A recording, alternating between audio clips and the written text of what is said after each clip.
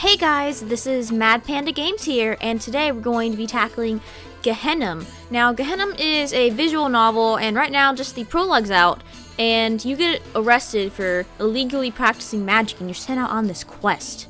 So let's get started, guys. Welcome to Gehennam. Please press enter or click the screen to continue. Replace the bolded words with your desired pronouns by typing with your keyboard. If you would like to default to they pronouns, simply press enter. Okay.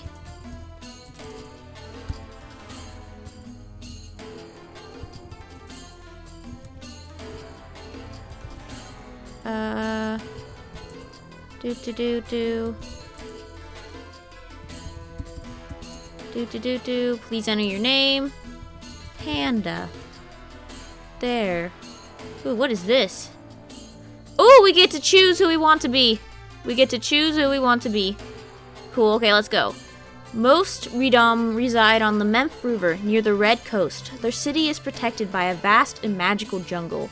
Their skin varies from person to person, but they all have the distinguishable constellation-like freckles on their faces, knuckles, and shoulders.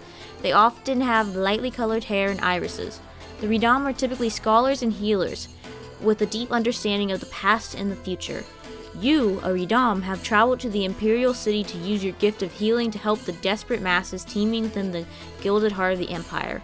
Now, okay, the GD live primarily within the Badlands and surrounding regions. However, GD can be found all over the planet, even to the far reaches of the frozen tundras of Livius. Their bodies are scaled, with growths on their chests, neck, and limbs, providing them with armor. GD typically have black sclera with red irises.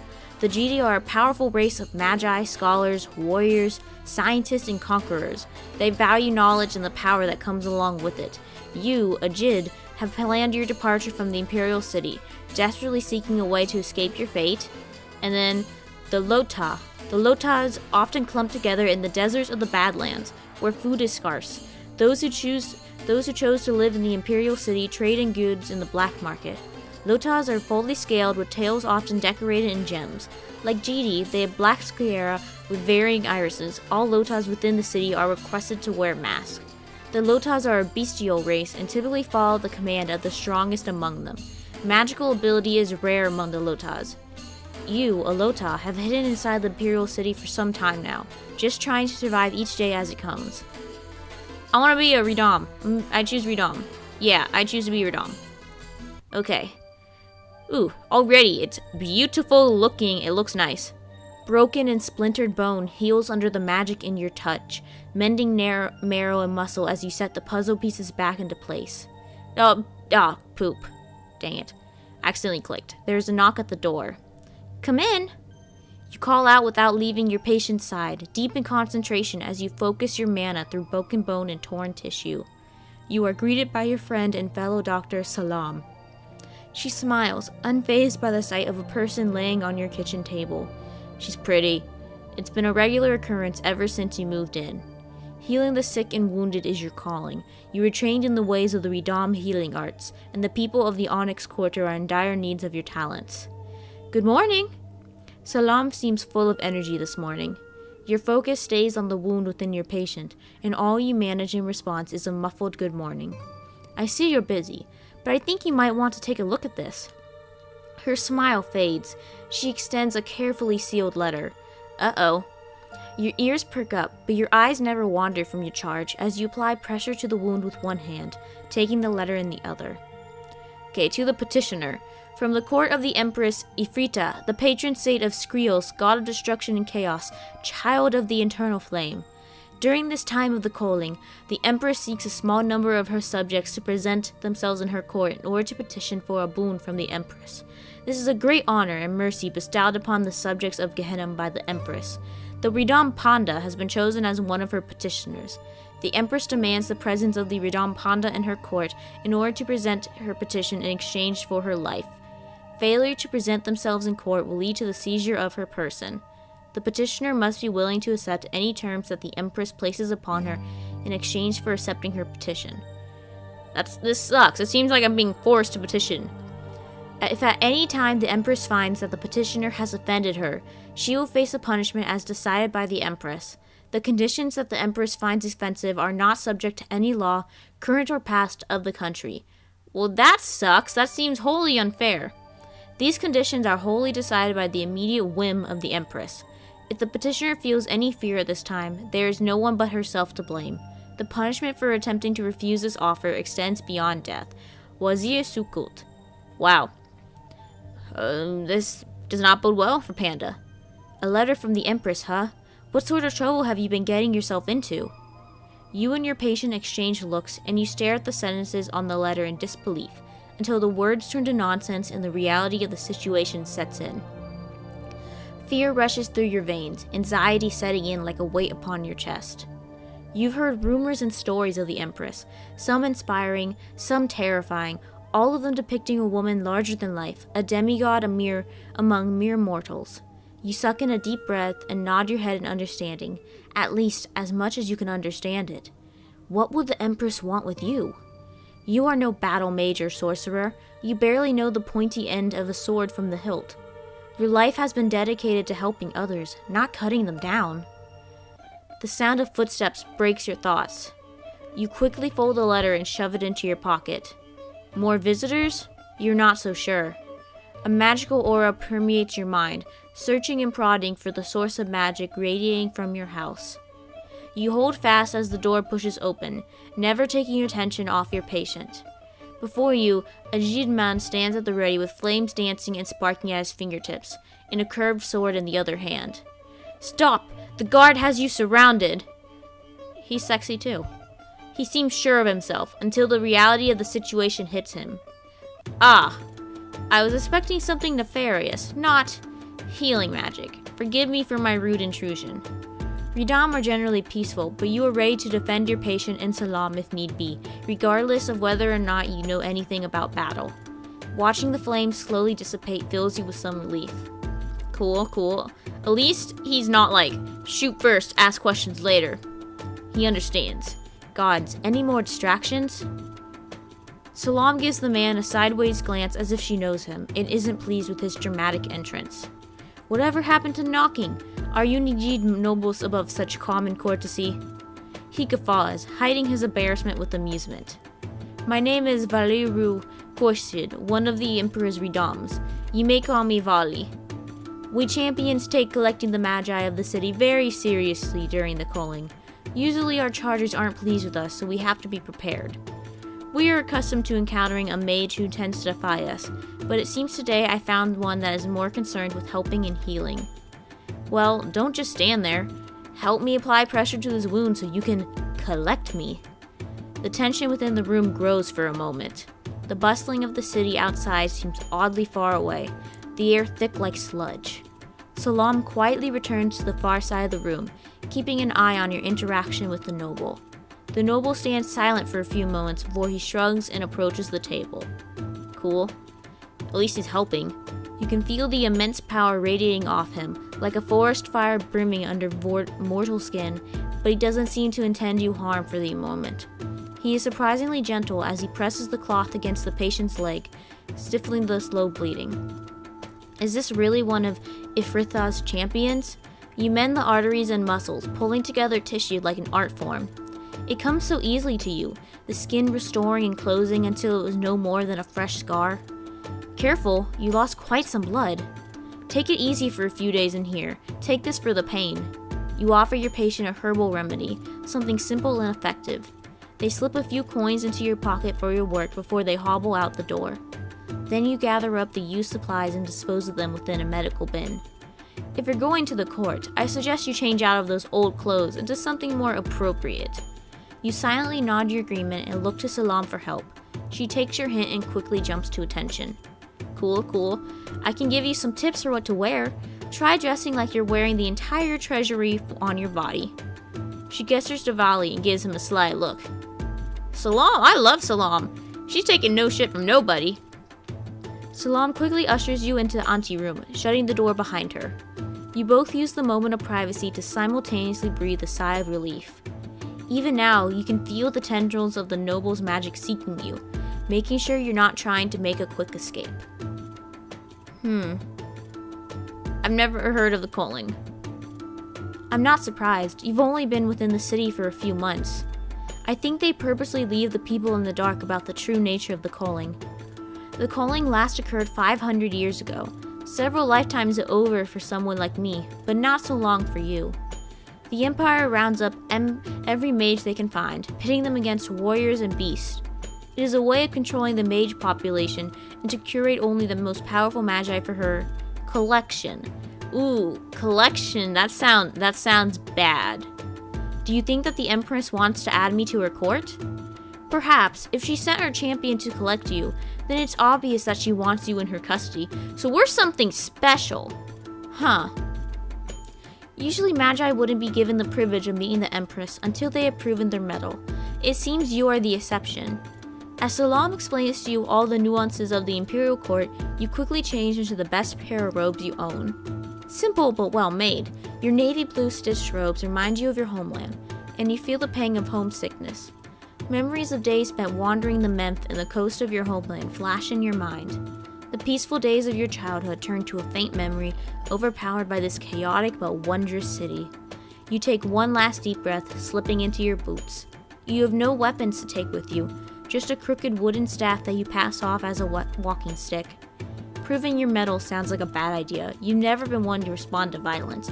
Maybe I shouldn't have chosen a healer. I feel as if this is gonna end up badly for poor Panda. However, this was your only chance. It was now or never. I see that it seems that I have no choice. Yeah, we don't have any choice. We being collected, girl. You've perfected the art of appearing calm and collected while a storm brews inside you. Hundreds of scenarios dance across your mind, with all the terrible ones taking the forefront. But still, you refuse to show any sort of fear or anxiety. You remain calm as a lake on a still morning, undisturbed, unmoved. You return to the Magister, ready to meet your fate. You fear leaving behind the people of this city, for if you never return, there will be one less person to show compassion to those in most need of help. Aw, this is a great goal we have. Let's make this quick then. I have patients I have to return to. Yeah, you tell them. I can stay here and help where I can. I am a doctor after all. It should be no problem. Thanks, Salam. Please, don't stress yourself on account of me, Salam. Nonsense! I can keep the clinic going while you're away. Yeah, Salam takes no shit from nobody. She can handle this. I trust her. I've been through more than just the workload from a couple of extra patients. Be safe, Panda. Salam laughs and shakes her head, shooing the both of you off. Okay. You take one last look at the place you've made your home, your sanctuary. At least, when there weren't dying patients coming through, it was actually quite cozy. Now you're not sure you'll ever have the privilege of peace and quiet again. Yeah, I think that disappeared the moment we got that letter. The streets of the city spread out before you, hard and unyielding, full of sharp towers and marbled monuments. You travel through the bronze and silver quarters as you are escorted not to a beautiful palace, but to a sharp and uninviting jail. What? You freeze up, images of execution, whether by sword or by beast or by sorcery, flashing through your mind. Valerio keeps you walking. A stout and withered Njid greets you and the Magister, though it is hardly a friendly welcome with the gallows in the distance. If you are to die, you hope it is at least exciting. Death by decapitation or hanging seem terribly droll when one could die in a world of magic. Okay, at least she's got a little bit sense of morbid humor in the situation. Want to die exciting. This one is heading to the palace tomorrow. It needs to keep up appearances. Please try to keep her in one piece. Valley scowls at the warden, and the warden crumbles under his order, sweating nervously. It looks like he's had some bad issues with the warden before. She will be getting special treatment then? Come along then, your cell is waiting. Did it up all nice for you, rats and all. You cringe at the idea of sleeping in a dank, moldy cell for an evening, but at least your survival is assured for another night.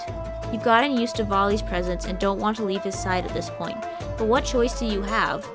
You follow the warden into the jail. The sound of rattling chains pierces your ears. The cries and angry curses of encaged people fill you with dread. Ah man, our cell looks crappy. You come to the last cell on the block. The bars buzz, electrical impulses pulsing along the cell door. The warden inserts the special key, and the buzzing stops, the door sliding open to reveal a small and dark cell. complete with a thin cot, a bucket, and little else. You sigh and enter, brushing the dust off your cot before you sit down. The door slams shut, the buzzing resuming, enchanted waves of electricity snaking up and down the bars to taunt you with your imprisonment. The noise slowly lulls you away from the terrible noises of the jail around you, and you fall into a deep sleep. Cool, cool. At least you don't have to spend the entire time just thinking about how sad it is that we're in a cell. You awake the next morning to the sound of your cell door screeching open. Your body is sore and bruised, but your mind is wide awake. Vali stands before you, his head tilted curiously. I hated to leave you here, but it's the part of the process. All rogue magi must be seen to and recorded by the Emperor before they go before the Empress. Vali reaches out and grabs your wrist. You are shocked at first, only to realize he is gently unshackling you from your irons. You rub your bruised wrist and nod in appreciation. Let's not keep the Empress waiting. So he seems to somewhat care, a little bit. A little bit. Yes, the sooner we get out of here, the better. Yeah, I want to get out of jail. See, already a lot better. It looks a lot prettier. It's odd looking, but it's a lot prettier. Leaving behind the Onyx Quarter is perhaps the biggest culture shock of your life. The Golden Quarter was the picture of beauty and class, a balance between blustering opulence and structured order. As you follow Vali through the streets, free of your shackles, you can better appreciate the sights and smells of the upper city. The palace rises above you, an impressive display of wealth and power, towering into the orange-speckled sky. Vali leads you towards the gate, and you exhale slowly, preparing yourself for whatever horrible fate could await you. The massive Prismerian gates glide open before you, creaking steel ringing through your ears. You refuse to give up hope. You've gotten yourself out of sticky situations before, although nothing of this magnitude. You reach the doors of the palace, massive archways depicting mythological creatures of terrible, menacing proportions. Seamerg? Seamerg. I'm just gonna go with that. Engraved in gold, hang above the large golden doors. Their gemstone eyes seem to follow you. Oh, okay, they're birds. They're birds. Okay, this is what they are. For some reason, I thought these were berries. I don't know. Looked hungry. A woman clad in armor stood before the palace doors, gazing upon the engravings, deep in thought. She looks awesome. Everyone looks awesome in this game. Lovely day, isn't it, General Noir?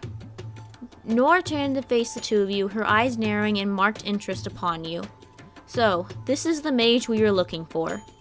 Noir gives you a once-over with her eyes. No matter how hard you try, you cannot read her stoic expression. Vali, you go on ahead. I will bring the prisoner to the throne room. Wait, so am I a prisoner or a welcome guest? Because I'm getting two very different stories here. The Empress is expecting us now. The general beckons Valeriu to the gates, you following close behind. You remember Salam mentioning this general. Like Vali, she emits a very powerful aura. You felt magnetically drawn to her. Cool. With Noir's hand firmly guiding you toward the palace gates, you take a deep breath, preparing yourself for whatever horrible fate awaits you. Would the Empress execute you? Perhaps, but from what you know of the Empress, she was like a cat who enjoyed playing with her prey, tormenting it before killing it.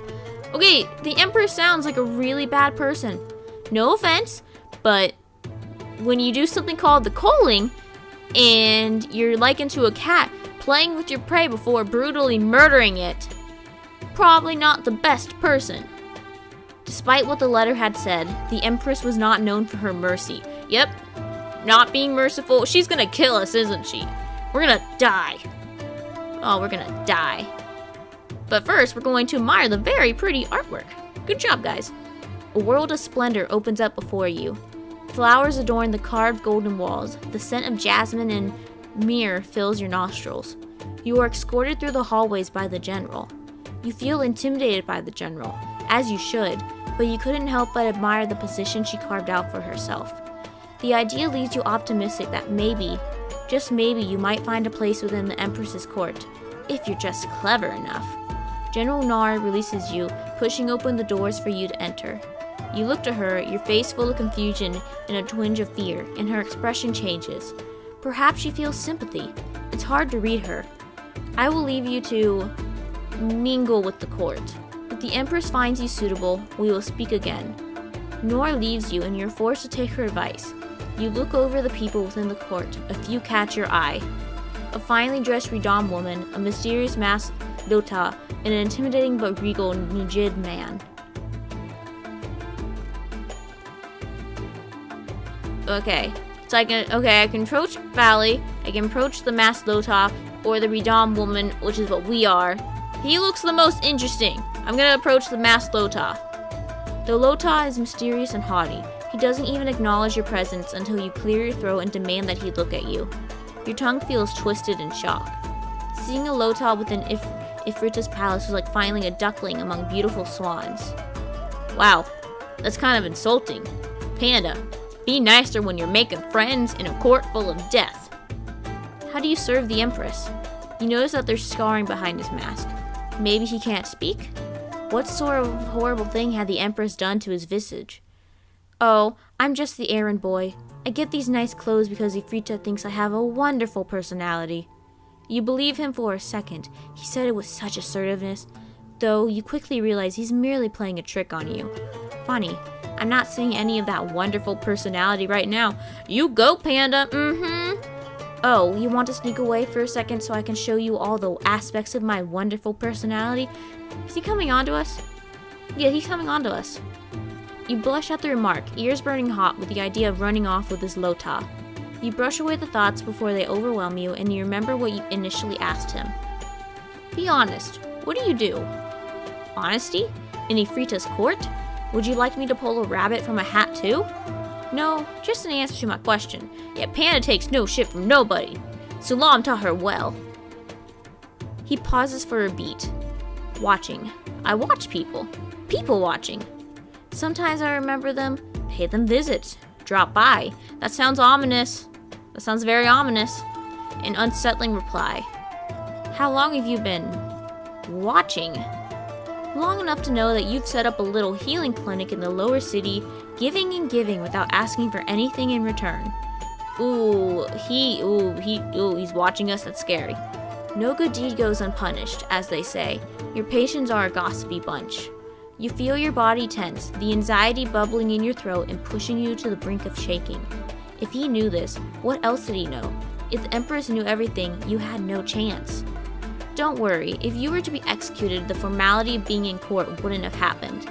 He pauses. When you noticeably calm down, you see a spark of mischief in his eyes. Unless the Empress is bored and wants to have her fun, who knows? Petitions are always interesting. You feel the panic rising back into your chest. Was he trying to play a game with you? I think that's exactly what he's trying to do. I regret coming over here. He's kind of an asshole. This was life or death, and he was treating it as a fun game. Well, it's not life or death for him. He's alive. You might die. You grasp onto anything, something, to hold you down from obviously shaking. It seems like he senses your fear, even if he intended to make it happen, and you feel the clap of his firm hands on your shoulders. His head cants to the side like a bird as he examines you. From here you try to examine his face, but you can only make out his emerald eyes beneath the mask. The corners of his eyes are wrinkling. Is he smiling? You feel your cheeks burning. If you were to die, then you wouldn't be standing here, Panda. You can trust me in this. Just this one time, mind you. Okay, food for thought. Never trust him again then. Okay, he's gonna screw with you. You fail to notice he's attempting to be reassuring when you hear him say your name. You've never told him your name. You step back and away from his grasp, and you hear him chuckle as he shrugs. You suddenly feel a burst of courage. If you were to die, you are going to at least get something out of this odd Lota. If you have my name, then I deserve to know yours. Names hold power. Power that should not be given away. Unsettled by his reply, you nod and step back and look for someone else to speak to. Hopefully someone less anxiety-inducing. Okay, we've already done him. We'll do Volley last because we already know him a little bit. Let's do the Ridam woman. Your palms grow clammy and you nervously clasp them together as you approach the Ridam noblewoman. Gosh, she's so pretty. She's so pretty. As you approach, you forget your fear and are entranced by her beauty. They say the Empress Ifrita is the most beautiful in the land, but compared to the Ridam before you, you couldn't imagine anyone more beautiful than her. Honestly, I think Salam looks a lot prettier. No offense. Her skin is riddled with stars that glimmer every time she moves. Her aura sings of the ocean and the stars above. She invites you in like a warm, calm tide on a sunny day. Why do I feel as if bad things are going to happen when we talk to her? You muster the courage to speak, and despite your anxiety, the words flow out with ease. Hello, it's a pleasure to meet you. I am Panda. The woman turns her head, giving you a small smile as she looks you over. She doesn't seem to be overtly judging, just curious. You recognize her now. She is the princess of the Radam, Princess Anke. I'm gonna go with Anke. What is she doing here? Oh, it's Anka. How charming. This is your first time here, correct? I'll be honest, this is my first time too. You notice a slight shift in her aura, but it flickers away instantly. A spike of nervousness, perhaps? It was hard to tell considering the anxiety building in your own chest. We are both a long way from the Memp. How are things back home? Everything is as usual. The kingdom is thriving. The people are happy. What brings you to Davamond? She pauses, face blank and unreadable. After a moment, the smile reappears and she speaks once again. You see the same worry return to her face. She doesn't make an attempt to hide it. But I can feel the change on the tide, in the very stars themselves. It's what brought me all the way to Davamond. You cannot bear to see your princess with so much sadness on her face. You attempt to change the conversation, to anything really. The Imperial City is nice, but nothing like home. I came here to learn, but when I saw how many people needed my help, I couldn't stand by and watch. She smiles now, and suddenly a weight has been lifted off your chest. You feel your body warming with her grin. I see, you have a heart that is ready to give to others, and a mind that is ready to receive knowledge. Those are two very admirable traits. You hear someone beckon the princess, who turns her head in their direction. A companion? If you excuse me, I have matters to attend to. I wish you good luck with your petition. She winks before taking her leave. Okay. Now it's just Volley left. Cool. Najid Noble is absorbed in a book and does not notice you. Your chest is tight from anxiety, but also excitement in seeing Volley again. You tap him on the shoulder. I hate to bother you again, but I see you have an interest in science. Here I thought you were all beauty and no brain. He pulls his head up from the book. Probably not the best thing to do is insult him. Stop insulting the people who might decide your fate. Why can't I be both? I suppose that is true. Can I ask what book you are reading? His brow raises slightly, as if surprised you would take interest in something so trivial. Strangers usually ask me about my fights against Seamurd, or in Manticore in the arena, or how I became an apostle. I am glad you do not want to know. Having to tell the first story is a bore, and the second is private. I am relieved you didn't ask for either. Oh, he's excited. Look at his face. He's so excited. Yay. It's a book about chemistry. Do you have any interest in the sciences? You look like a sharp one. A beautiful one, too. Oh, he's flirting. Oh, he's blushing. He's blushing. Your heart bounces in your chest at his offhanded compliment. You expected to be berated, put down for your social class, in your old shabby clothing. He seems warm, like a campfire blazing against the gripping darkness. I've studied physiology and medicine all my life. The art of healing is my life's work. Wouldn't you agree magic and science are one and the same?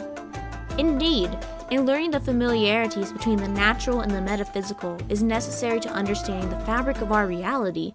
Have you chosen a master in the sciences to apprentice within the city? An apprenticeship? Why? Do you think you could teach me? Actually, I was hoping we could learn from each other. I'm not arrogant enough to believe I know enough already. There's always something to learn from another. You feel hopeful that perhaps a brighter future waits for you in the palace. Yet, you know better than to cling on to hopes and dreams. You don't even know if you will live to see the next day. It was nice to dream. Aw, this got sad fast. Finding no one else to speak to, you follow the path of the red carpet and towards the golden throne, standing in front of the Radam woman and her companion. Nor and Anka stand by the throne along with another man that you did not get the chance to speak to yet. He is dressed in expensive silks, garments that look hand-woven with gold. You can't help but wonder at their street value. Everyone looks beautiful! Oh, the music got bad. The music got bad. As you stare at the strange man, the room slowly begins to rise in temperature. Beads of sweat form on your forehead and a droplet runs down your spine. I feel as if I should be scared. What? Sorry, I just read ahead. The ceiling, a mixture of diamonds, glass, and gemstones, catches fire. What? Roiling flames, roiling? I'm just gonna go with rolling, 'cause I think that's what they meant. Rolling flames lap at the priceless decorations. Frightened, you recoil, but no one else seems to mind. You look up again to see they are only reflections, emitting from... You turn your head towards the source of light and see her. Oh! You turn your head towards the source of light and see her. That's the Empress! They are right. Everyone is right. The Empress is truly an amazing sight. Really? I've seen prettier. It was as if you could behold the beauty of the sun and the cosmos in one room, in one single individual. She radiates power and danger, scalding warmth, her red hair shifting like a flame as she walks towards her throne, dragging her scarlet and gold dupattas behind her. As she approaches, everyone takes a knee, except Princess Anka, who stands behind you. You lower your gaze down and bow respectfully, fearing of looking into the eyes of this woman, if you can call her that. Kinda scared. She's scary. You may all rise. In a single movement, you feel and hear bodies shift. You bring yourself up, though your gaze is kept down, afraid of meeting her eyes. Zon assalamu alaikum. You raise your eyes to see who the name belongs to. It was the man you did not speak to. Walaikum assalam. Zon. The name is familiar, but you can't remember where you heard it. You watch him take her hand and place a kiss on her knuckles. She returns she smiles and in return kisses his hand as well. You wonder if you were hallucinating. If the Empress was truly kissing the hand of another, but it seemed to be very real. You find yourself staring too long at the two, who seem to be sharing a small moment together. Zon's red eyes flicker towards you and he smiles in your direction. It seems this petitioner is eager to speak. I'll take my leave. He slightly bows his head and presses his fingers on the top of his brow, bidding farewell to the Empress. Okay, they're having a moment and I interrupted. She is not going to be pleased. She is not going to be pleased at all. Look at it. She stopped smiling. She's angry. She's angry.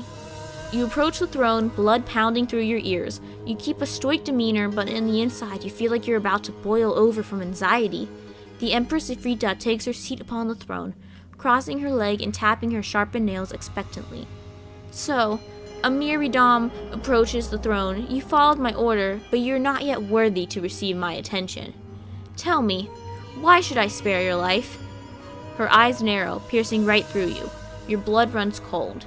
The knowledge and power I bring from my homeland will prove useful to your cause. Feeling bold, you dare to continue. You wouldn't have sought my presence otherwise, my Empress. We are risking our lives here. Ifrita lets out a dry laugh, lazily wrapping her fingers together. Her fluid movements betray no anger, but you could still sense the fire rolling off her. You were a mere vexation to her, no more than a tiny flea-like annoyance. You must prove yourself as good as your words. I have no issue crushing worthless bugs. You will do as I say from now on. I find myself in need of the talents of someone outside my court. I need a task completed, and you will prove to be quite the amusement. You wonder what she had in mind. If Ifruta was truly the woman from the stories, then this quest will prove to be the most ambitious undertaking you have yet to participate in. We're screwed. Yeah, we're screwed.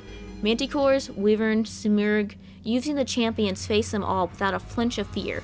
Now you're being requested to do the same. You swallow your fear, hoping that the Empress couldn't see the beads of sweat running down your temple or hear your heart beating rapidly in its cage. Of course, my Empress, I won't fail you on this quest. Ifrita clicks her tongue, her lips pursing. You tense, worry that you said something wrong. How readily are you to submit yourself to me? Is it fear? Is it allure?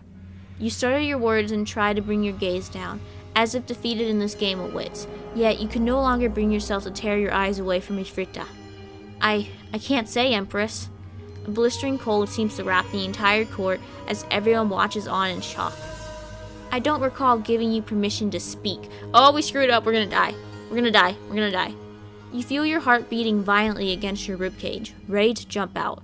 Your body tingles, limbs quivering. Ifrita gives you a wicked smile. You take a breath of air that you seem to have been holding in. Your body relaxes, but you're still on the alert. She seemed to find that little quip to be adorable, rather than threatening. Oh, you are quite comical, but your smart mouth isn't doing you any favors. That's what I've been saying! That's what I've been saying! Ifrita rises from her throne. Her gold and red dupatta is gliding along the marble floors as she approaches the end of the dais, glaring down at you. Something has been stolen from me. What it is, you need not know. It is simple. Find my artifact and I will spare your life. Better yet, I will make you one of my champions. She gestures to the nameless Lota, Nor, and Valiru. Your ears perk up. You never thought you would be running errands for the Empress. However, if she went to all this trouble getting you, and you specifically, the artifact must be extremely important. Plus, becoming a champion? There is no higher honor than that. But why you? Before you have a chance to ponder the thought, the Empress speaks again. My champions, Valiru, Noor, and Alibaba will aid you, but in the end, it will be up to you to see this through. Why would I say no? I'll die! I'm accepting. Ifrita seems unperturbed by your acceptance. She expected it all along.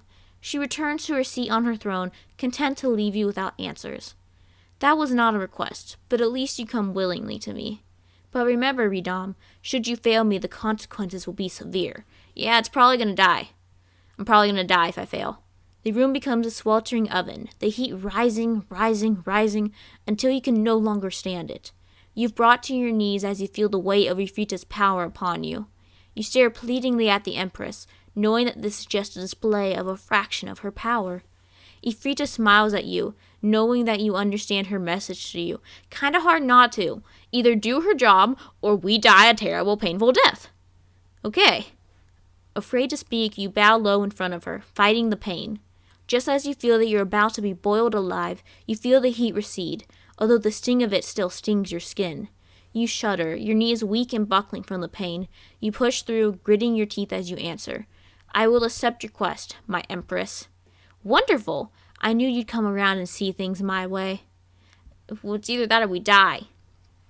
Ifrita folds her ringed fingers together, watching her as her court sways in a mix of shock and fright. She seems quite amused by their slack jaws and frightened stares.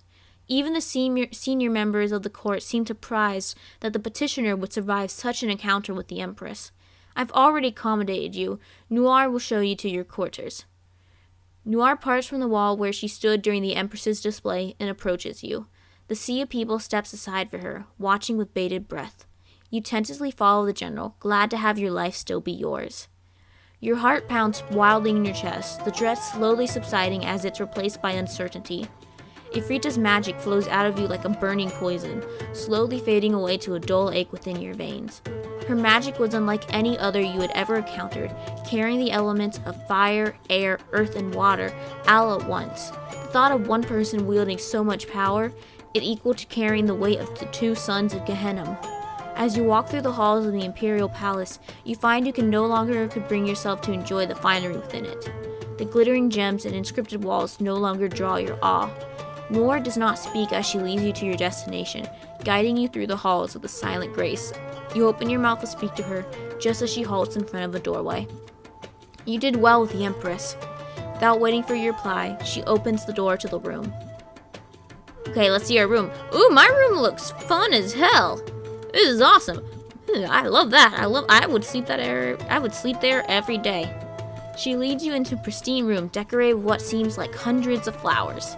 The smell almost overwhelms you, but you're just as taken by the beauty contained within the room. The sacred sun sigil lights up the room, shining starkly against the sheer white walls. Distracted by the opulence of the room, you almost miss the presence of another person in the room. Zahn, Ifrita's consort, stands before you. Zahn turns his attention to you and gives you a toothy grin.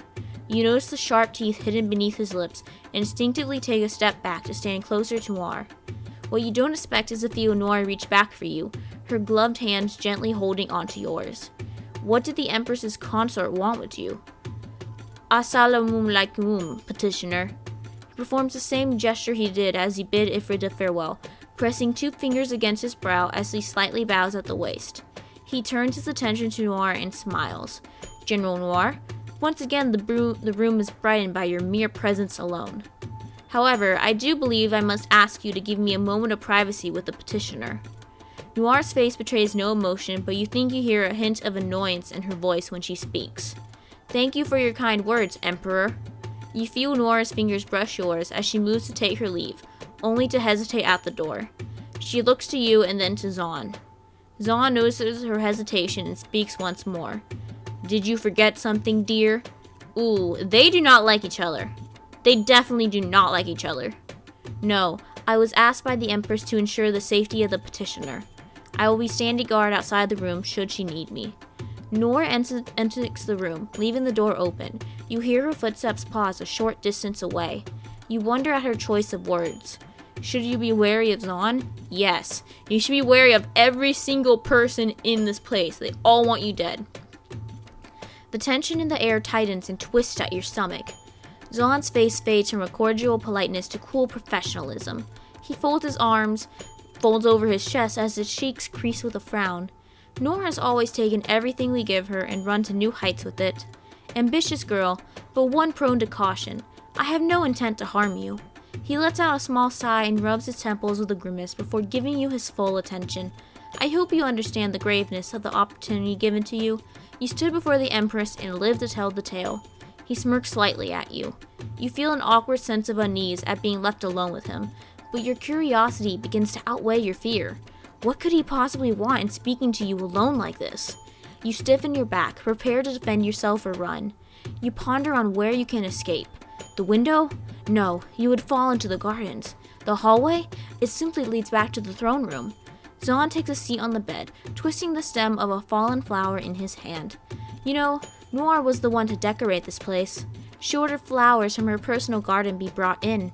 She's a romantic at heart, really. She didn't think you had a hope of survival, but wanted to give you a place of beauty to sleep in, permanently or not.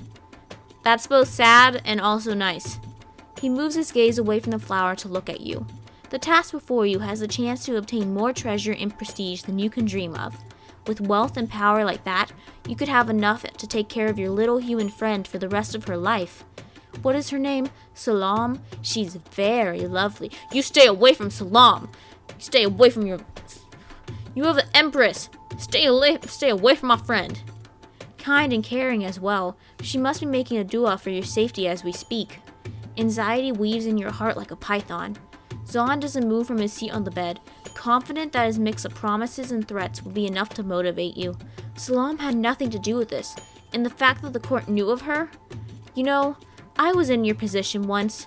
It only takes one chance, one opportunity to change the world. When your chance comes, take it. I will try to do my best. Despite your attempts to placate him, he simply laughs, a smooth, taunting sound, of venom masquerading as sweetness. For your sake, I hope you do.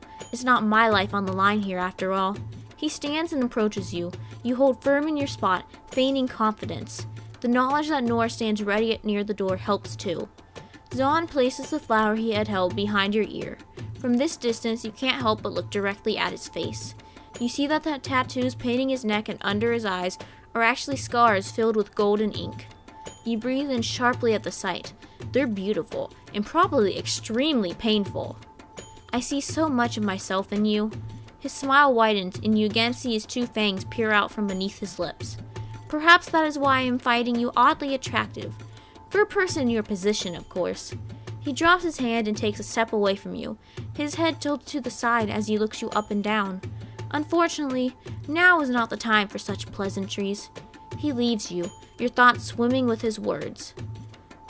Gosh, he's weird. I don't like him. He's creepy and weird. You hear him greet Noir in the hallway in her soft monotone of a reply before his footsteps fade into the depths of the palace. Finally, left alone, you fall to your bed, finally able to gather yourself and weigh your options in peace. The sounds of the gardens float through your window. You hear birds cooing and chirping, the wind flowing through the city spires, the soft murmur of voices down below in the living compound. Your journey has not had the chance to even begin yet, but you are painfully aware that one wrong move could bring your one chance to a grinding halt. You lay down against the silk sheets, the sweet scent of flowers lulling you to rest. Your dreams grip you and drag you deep into sleep, finally allowing you some peace. Please save here to continue your journey on the next update. Okay. Yay, I saved! Okay, cool. Click here for updates. Okay, so I guess I will stop here. This is MadPanda signing out. If you like my content and you want to see more content like this, please leave a like, comment, and subscribe, and don't forget to hit that bell for notifications. Once again, this is MadPanda signing out. See you later, guys.